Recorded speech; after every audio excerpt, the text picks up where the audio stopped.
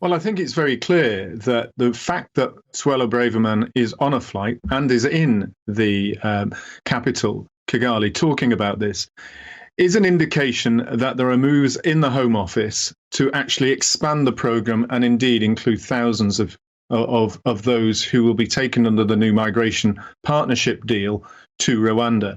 And I say that on top of communications I've had with the Centre of Migration with the Home Office that has talked about that in the next few weeks, they will start to deliver more information about potential third-party partners other than Rwanda, maybe even those within our own kind of British sovereignty nations that we've seen, maybe other countries in Africa.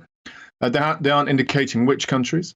They are going to indicate that there are going to be more flights. There's going to be more staff to help with the deportations. And they're indicating other legal aspects that will be added to the bill as amendments. So this is real progress being made by the Home Secretary. And she wouldn't be out there if she really didn't believe that there will be more beds, more rooms, and more availability and opportunity to remove more Channel migrants. Well, that's very interesting indeed, Stephen. If what you say is true, that more agreements could be on the cards with other countries, that would be quite significant indeed, considering many people, naysayers of this policy, have been saying, oh, it will be near impossible for us to get more of these agreements. Where are they? Etc., etc. But behind closed doors, is it right to say that the government is very much making that happen? Well, I think it's very clear that they're very enthused by it, and they were indicating that they are making progress. And certainly they wouldn't be making comments like that to numbers of us who were on a call if they didn't believe that they have some serious attempts. Now, that does not mean that what attempts they're doing will work out in the end. It just means that they feel that there is an opportunity for them to expand this program to other countries or maybe British overseas territories. So I think that's quite significant. But the real point about this and what's been happening with Rishi Sunak, with the new law and the migration partnership with Rwanda, is that there is a real determination now within the top of the Conservative Party to tackle this problem. They recognise it as a potential vote winner in any general election in the future, but they also know that now it needs be, because it's £8 billion a year is the cost of immigration and asylum to the UK. So, Stephen, so you say UK overseas territories, others may be on the card for these third-party agreements. Does that mean places like Gibraltar, Falklands, Bermuda?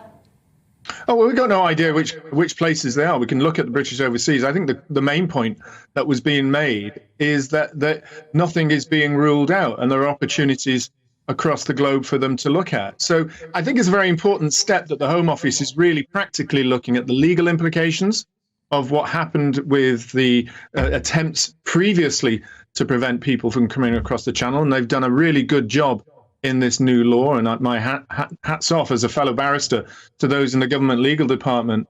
They do expect legal challenges, but I think they're prepared for that. They're looking at the technology that's required, the staffing costs. And so my only question is whether they are really thinking about this in a long-term plan, because we are expecting 80,000 to come this year, unless, and I feel that it might do, unless the deal that's been happening in Rwanda and also the law that's been implemented by Rishi Sunak and Suella Braverman does start to have an impact on the people smugglers and their business model.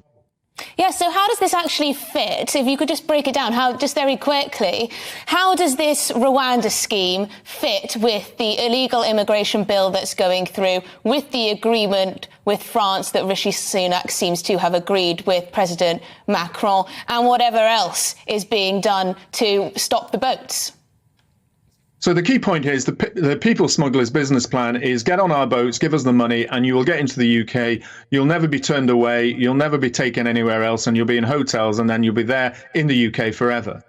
The new immigration bill says, no, you'll be there for 28 days. And after 28 days assessment, unless you fall within the very minor categories which allow you to stay in the UK, you'll be removed from the country and not be permitted to claim asylum again. Rwanda fits in because it's one of those areas where you can be removed after 28 days.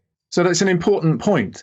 And what's happening with Macron is they're going to disrupt and make it more difficult for the boats to try and reach the waters in the first place. Maybe we'll see more images of the police actually capturing the boats and puncturing, the drones working together.